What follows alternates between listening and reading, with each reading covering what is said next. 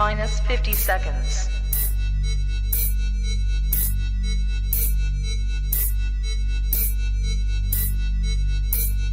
T minus 40 seconds.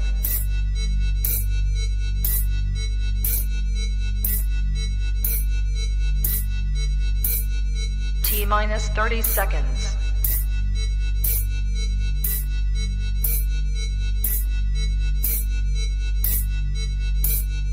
T minus 20 seconds.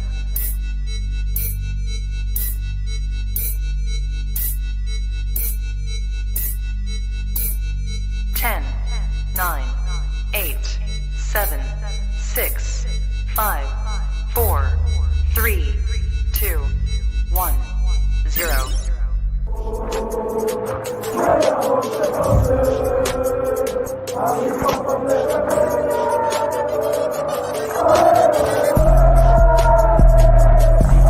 Shout out to Kop-Ish. Shout out to Kopish, guys. All the good work the up. two legends, Emil Heskey, Howard Gill. Can't get much better than that guy. Yeah. You know what to do now. Like, comment, subscribe. I'm with legends, guys. Kop-Ish. Yes, lovely people. Hope you're well. Welcome back to the channel for another live match preview. Liverpool versus Bayer Leverkusen. Let me paint a little story for you guys before. But wait, smash the like button. You know how it goes by now, guys. But let me paint a story for you. 2004, we signed a Spaniard from Real Sociedad. Less than a year later, he played in the Champions League final and he scored the goal to make it 3-3 in an epic game. And then we went on to win the Champions League trophy. The following season, he played his part in helping us to secure the FA Cup and then almost led us to the Premier League, or helped lead us to the Premier League in 2009. And then he left for Real Madrid and accomplished some amazing things there. League titles, Champions League. I went to Bayern Munich, accomplished some amazing things there. League titles. And then he moved into management. Managed by Leverkusen while they were battling relegation pretty early in the season there, turned their fortunes around, got them into Europa League. Everyone said, oh, you know what, this Chabi Alonso is decent. Then the following season takes the same team who have been dubbed the German Tottenham, Bayer Leverkusen, many people called them, and led them to a league title, not just to a league title, an invincible league title. Won the cup as well, and then lost in the final to Atalanta in the Europa League. Let's just say Chabi Alonso started his managerial career excellently. And he's a former Liverpool legend. However, he did reject us in the summer, if rumours are to be correct. We now have Arne Slot, and I say this to you, I wouldn't swap Slot for anyone right now. He's doing a fantastic job. Started the season very well. Lost one game in all competitions. Top of the Premier League. Doing very well in the Champions League. Should be top in the Champions League. Were we not given a goal? That was, I think it was a goal. No, we weren't given a penalty that we should have been given. We would have probably scored that penalty. We'd be sitting actually at the top of the Champions League table. Nonetheless, we're second. Going to be qualifying as things stand. And now we'll be paying the manager who rejected us. Playing the manager who used to be the former Liverpool player. Someone who I've named my daughter after. This is a massive game for Liverpool, but it's also a massive game for Bayer Leverkusen. They need to win in this game.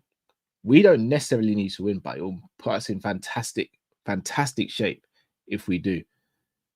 And I think we have a very good chance. But because I don't watch Bayer Leverkusen often, neither do the boys, probably most of you guys don't, have enlisted the help of someone called Alex, who is a Bayer Leverkusen fan who's based in the UK, to just give us a breakdown of what we can expect from our German opponents this week in the Champions League. So sit back and have a watch to see what Alex has to say.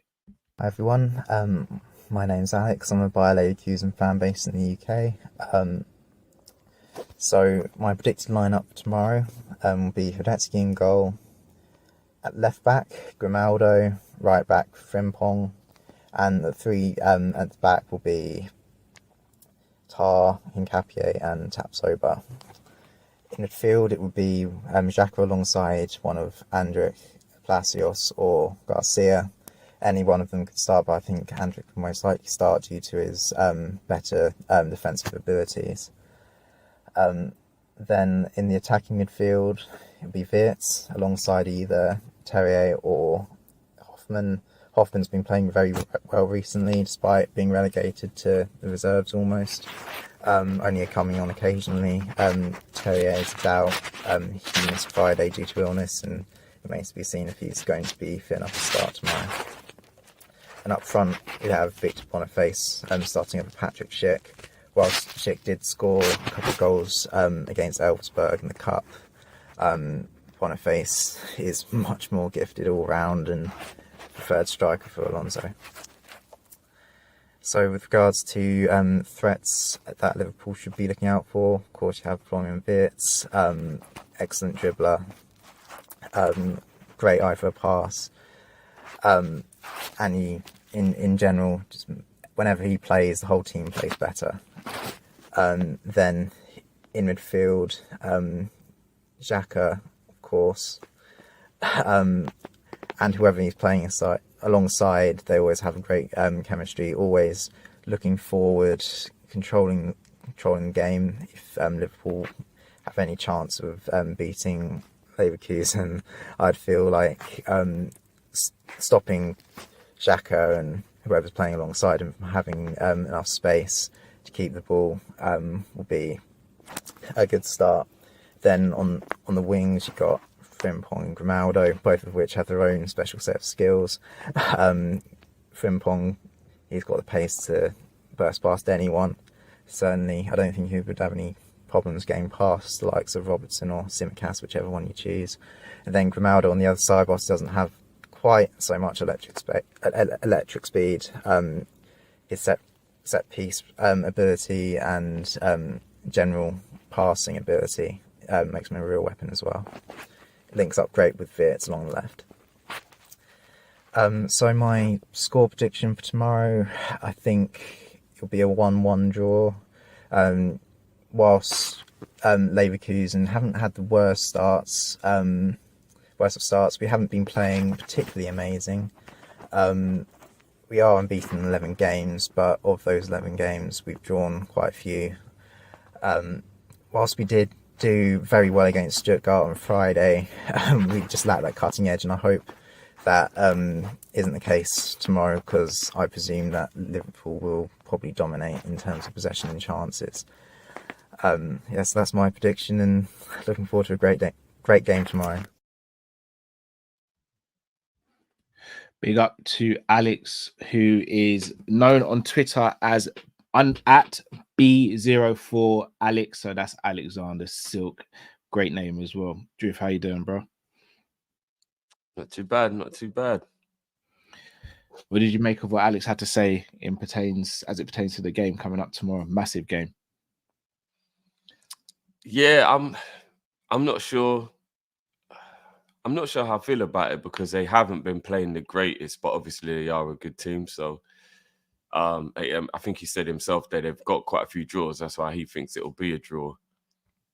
I'm not even that angry at a draw, if I'm being totally honest with you. If you, from the beginning of the year, if you looked at the teams that we had to play on paper, Leverkusen and Real Madrid were the two that we knew that would be the more difficult games, right? So even if we draw both of those games, especially after how well we've done in the other games so far, obviously I want to win, especially against Real Madrid. I want to put a hurting on Real Madrid.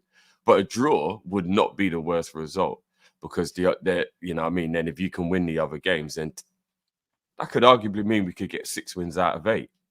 And I don't really know how many teams will get 6 wins out of 8. So definitely will finish us in the top 8, right, for automatic qualification through to the next round. So yeah, I'm looking forward to the game. Looking forward to it. Alex spoke about Florian Wirtz. Obviously, he's a player that's been linked with us, been linked with Man City, etc. Do you think it's a case of keeping him quiet, and then if we keep him quiet, we can do our thing tomorrow and get the win? I think the point he made about Xhaka in midfield may be just as important, because even though Wirtz is obviously a bad man, I think control of the midfield seems to be what Leverkusen have been good at ever since Xhaka went there. So I think he's got a point that will be just as important. So yeah, keeping Wirtz quiet, but the supply to him through the midfield is also one of the keys. So yeah, we've just got to be very strong in midfield. We can't have a midfield performance like we did against first half Brighton. Otherwise, Leverkusen will hurt us badly. So yeah, we got to make sure that we're up for it. Agreed. In terms of Liverpool, Konate seems like he'll be fine. He declared that he's going to be fit for the game. I don't think we have any fresh injury worries or any concerns going into the game in that aspect. Obviously, won against Brighton, but as you said, first half was really bad. Parts of the second half were really bad as well. However, we did get the win in the end. How do you think Slot's going to approach this game? Do you think he's going to go all out for the win, or do you think he's going to try to almost play it conservative? And if we get a win, a bonus, but we'll be all right with a draw as well? I think he'll go all out for the win. I don't think he'll ever play weakened teams in the big competitions after seeing the RB Leipzig game with Arsenal around the corner. I think being his first season, he's just thinking to himself, I can't afford to have those random slip-ups that are going to make me look bad as a manager or make the team lose a little bit of confidence. So I think he's going to go all out for the game and try and get the win. And effectively, if we do get 4 in 4 wins, we're almost through, right? Yeah, I mean, you never know what could happen, but 4 out of 4, if we do actually go 4 for 4, then I don't really know how we don't finish in the top 8, sorry. So he'll probably see it that way as well. And then he'll be like, look, let's go and get this win. We're at home as well. If it was away, maybe it would be a little less pressure to get the win, but we're at home. So we do need to get the win at home. Really and truthfully, in the Champions League, the aim is to try and win all 4 of your home games and then not lose away, right? And then that way you could end on 16 points, I think it would be. It's 4 draws and 4 wins. So that will probably be the aim of all the big teams. Win all your home games and minimum draw your away games, and then you're guaranteed to go through. So yeah, I think he's gonna wanna win this one. Could you make the argument? So at the moment, Aston Villa are top, Liverpool second, Man City, Monaco, Brest, Leverkusen then follow. Leverkusen are on 7 points. So if they were to get a win, they actually leapfrog us in the table, and then depending on how other results go, could determine where we actually land. So we could currently we're second with a goal difference of 5. We could go as low as 13th. Do you think that will change Slot's mindset? Because is that how low we can drop? How the group is? Say again, sorry. Is that how low we can drop? Yeah, we could do, depending on how the result goes. So number 13, they're on 6 points and they have a goal difference of 3. So let's say we lost by 3 and Benfica won by 2. They could leapfrog it. Well, we could end up in 13th potentially. That's the lowest we could end up in theory. Right. Do you think that changes the narrative going into this game, or do you still think he'll just approach how he approaches it? He probably had that mindset going into the Leipzig game. He's probably going into every game with that mindset. I don't think, like I said, the Leipzig game and just how things have been going so far in general have just let me know, bro, that every game we play, he knows he's trying to make an impression, and he don't have the luxury of money in the bank for like any mistakes or anything like that. And I think that's the reason why he will want to win every game. And he won't really... I think there's only been one game he's put a weakened team out, and that was West Ham in the Carabao Cup.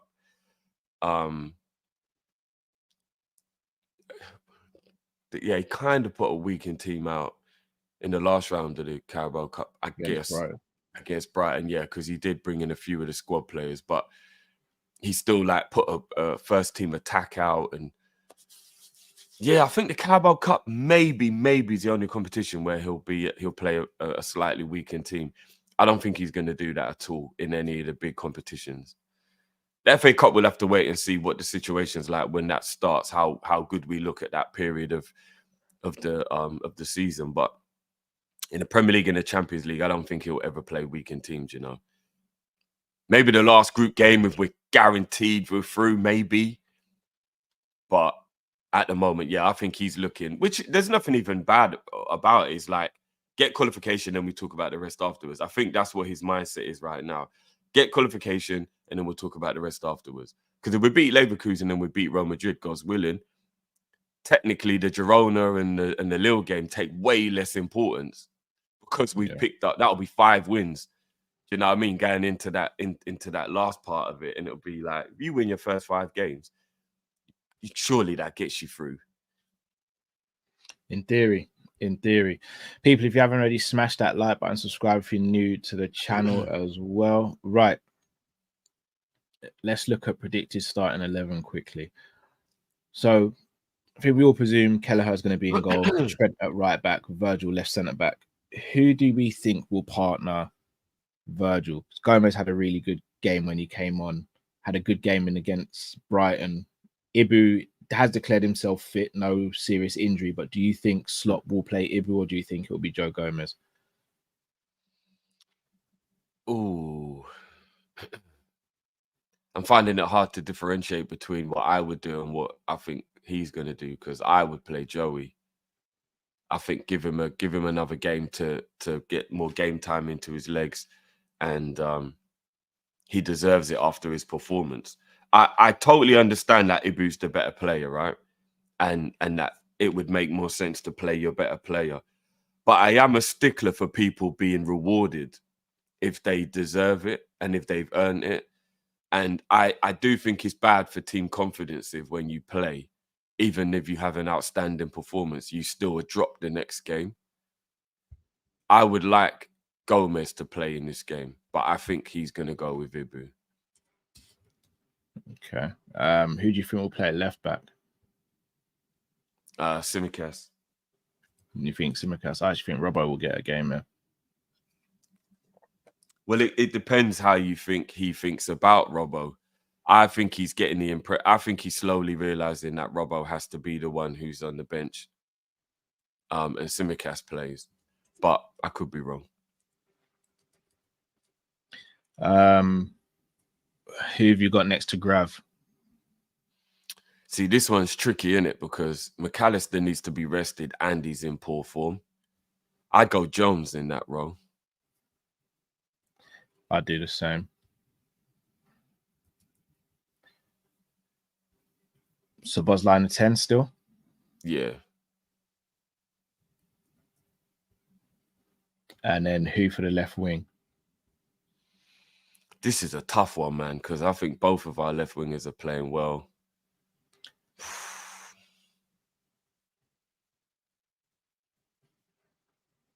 Cody, most likely, I'd go with, you know. You would, yeah? Hey, I think I'd go with Cody. I don't mind. I don't care which one plays in a good way. Do you know what I mean?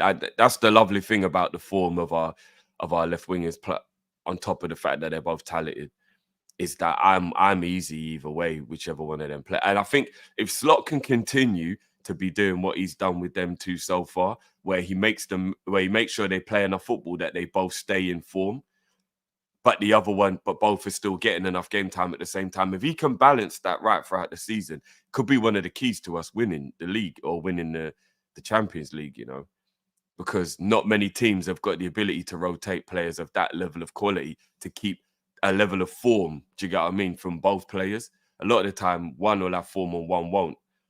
So it's quite rare that you have two who have got form at the same time.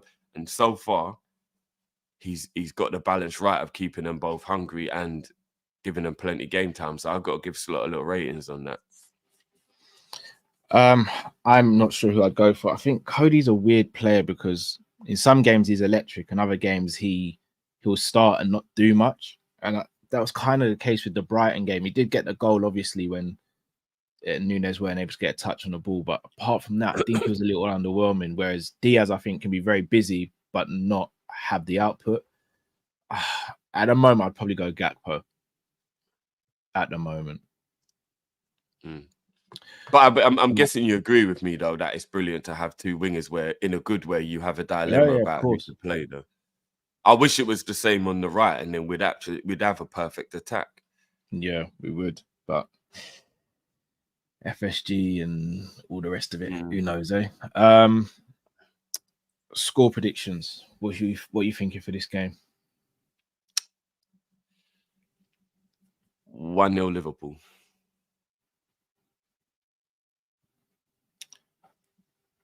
I'm going 2-0 Liverpool.